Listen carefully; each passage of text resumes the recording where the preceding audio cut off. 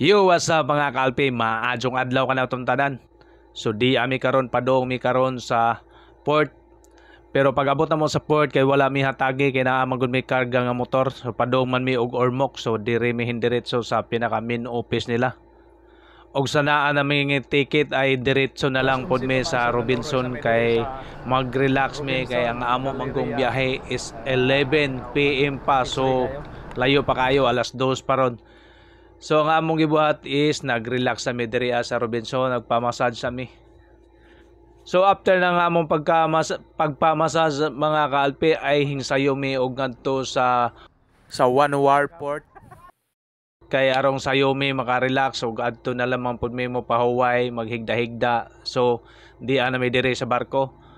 So maghuwat na lang kita og mularga pero medyo sayo pag yun kay alas 8 pa mi hingabot. So okay lang basta naka-relax. So akong kauban naka-relax na sad. Og maayo buntag di ana kita sa Ormoc.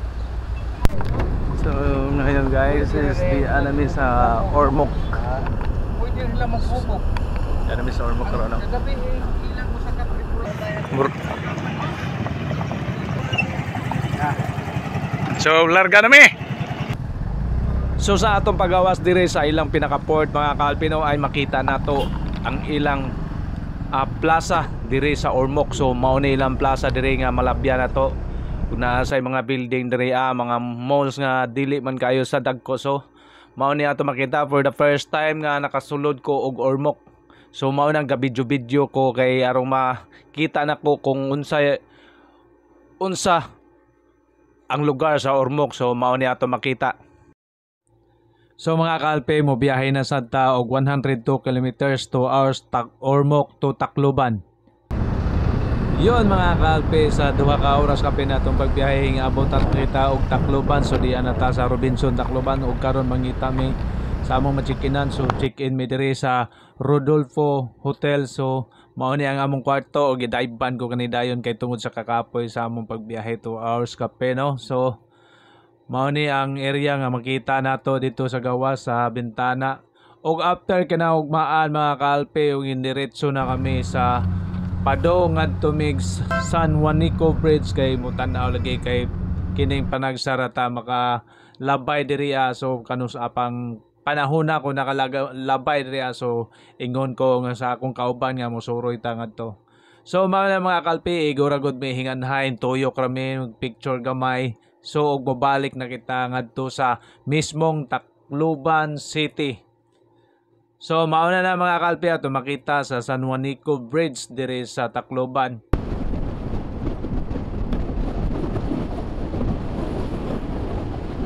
So pag umana mo og suroy sa San Juanico mga kalpi ay diretso na may nangita mi og pamahaw. So nangita mi karinderya dire sa Tacloban kay mo biyahe na sad mi padong maasin.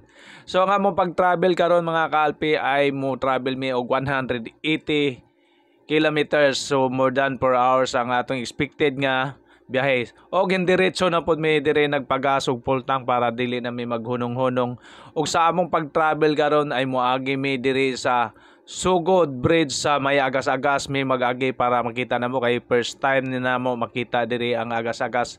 So before ta mo abot sa agas-agas ay mao ni ang ato makita nga tulay og sa mga dalan nga naa sila gipangayo dire siguro ni adto pa din panahon sa lindol na papahuman.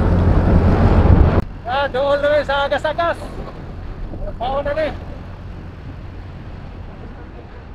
O diyan na. So agas-agas na ta. Stop over. Wow. So guys, diyan namin sa agas-agas. So gikan mig Tacloban. So grabe na yung kahapog. No parking no anytime. So kuan ra ta dire. Mag view. Ay nako. Mura mag oh, grabe. Pila kapit ni.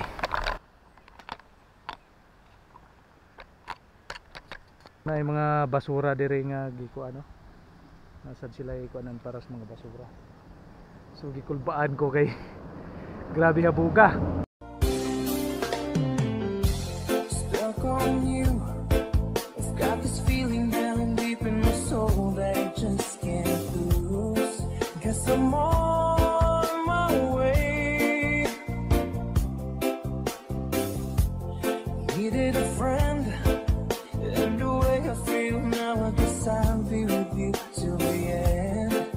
O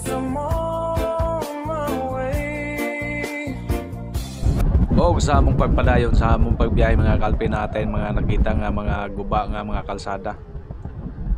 Og sa among nakita mga kalpe ay nakikita man mi og dangka suhing pahuway sa Medria para makarelax og nangaon sa mi.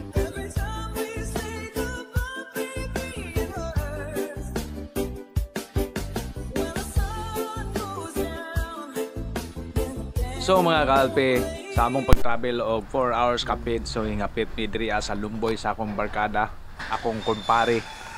So mao ni na ibog ko sa ilang koleksyon mao ni akong gibidyohan. So pero ayaw mo kopyan sa diri og ngari mga kalpe na mga naa siya ay pangabugho ay nga samurai mga kalpe tagkarupat kayo nakabuok.